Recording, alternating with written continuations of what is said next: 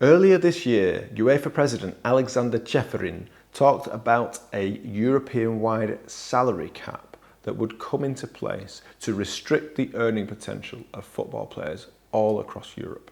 It's widely acknowledged that in Europe in particular, football players are paid well in excess of the general population. However, players and their representatives will not be happy about any proposals that restrict their earning potential.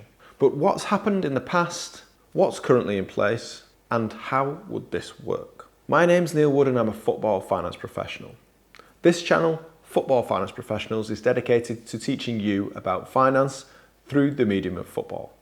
So if you're interested in learning about football finance, or you just want to learn about finance using football as a medium, why not subscribe?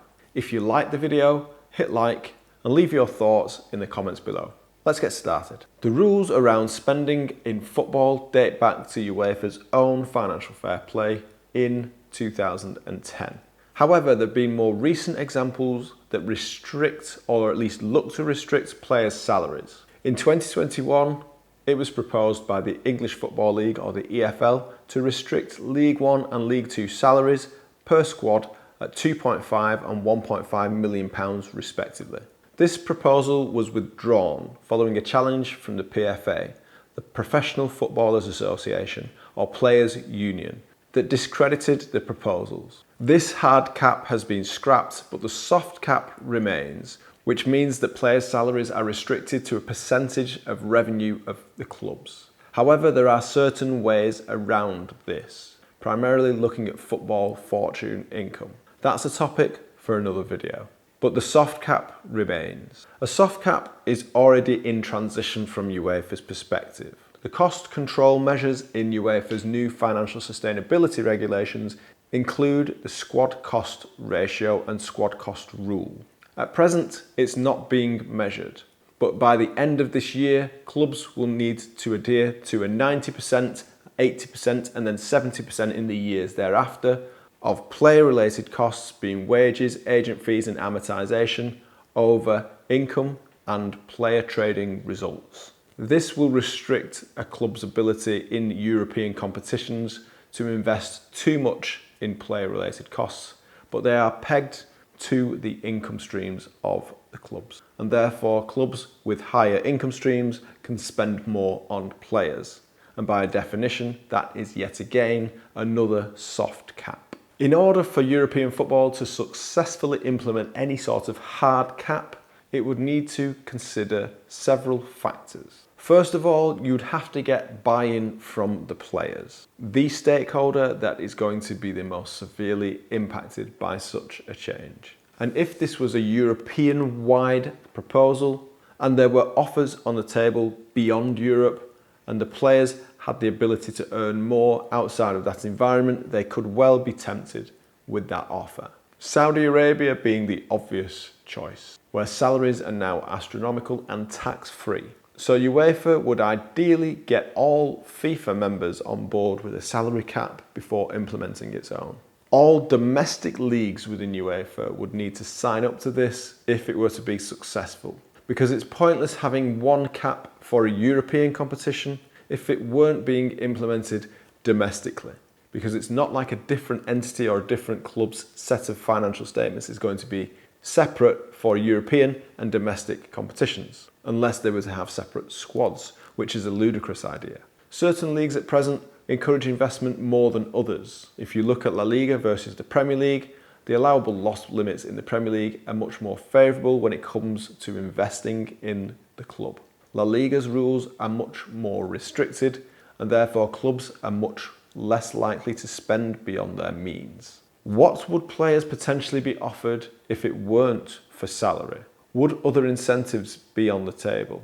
Could clubs offer shares, for example, or other incentives with partners that could increase the package beyond wages? A deferred element of consideration that doesn't put the club at risk? Or is this more about restricting competition and creating a level playing field across Europe, with certain English clubs in particular looking like they could potentially dominate European competitions in the future? And the final point that we'd like to highlight is transitional provisions. Any rule changes, such as one that's being proposed by the UEFA president as a hard cap on salaries would need time for clubs to be able to adjust.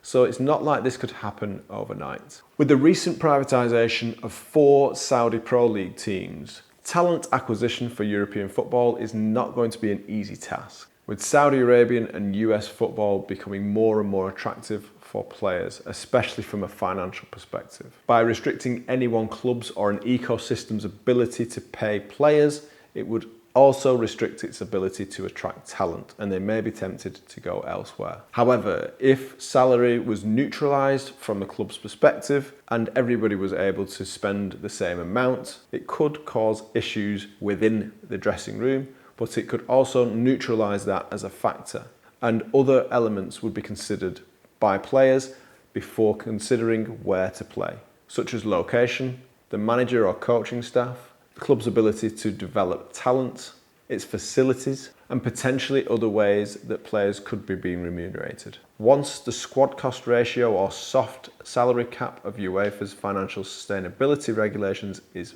finished, clubs will be limited to spend 70% of their income on wages, agent fees, amortization, and image rights. So why isn't this enough? Well, if we were to consider that European clubs would be able to spend what they earn, English clubs currently earn substantially more than the rest of Europe.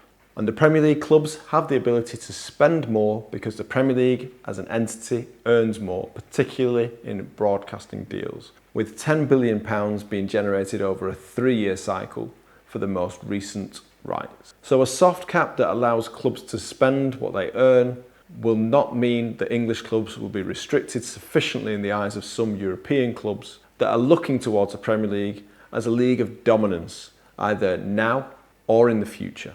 And with each broadcasting deal renewal, the Premier League will look to increase that further, with other European leagues struggling to increase their rights. So the gap could widen. So therefore, the UEFA president is going to look to restrict that across the European competitions so that no one league or club could dominate in the future. It's one of competitive balance that needs to be maintained in the eyes of the UEFA president. And it's not dissimilar to the thinking in the Premier League itself. We've covered the topic of anchoring in a recent video, so why not click the link above if you want to learn more about our thoughts on that. So watch this space as the European football landscape evolves through yet another iteration. It's not been that long since the most recent rule changes in UEFA's competitions, but in the eyes of UEFA, it appears that that is not enough to maintain the competitive balance across Europe. What are your thoughts on restricting salaries? Leave your thoughts in the comments below. Is this the end of the increases in wages that we've seen for quite some time? Or will this mean that clubs just become more innovative when it comes to remunerating players? And the sky is the limit when it comes to things like that. Partnership deals, incentives, the ability to invest. We only need to look at Lionel Messi's contract with Inter Miami. Not that we'll get to see it in its entirety, but the incentives that are within that could create a more sustainable environment for players to be rewarded in a non-monetary sense or a non-salaried benefit. Is this a good idea, or is it something that clubs and football players would never accept, because it's all about getting paid now and success now on the pitch? My name's Neil Wood and I'm a football finance professional. If you like the video, hit like. Remember to leave your thoughts in the comments below. And if you want to learn more about football finance, please subscribe to the channel to support us. Thanks for watching.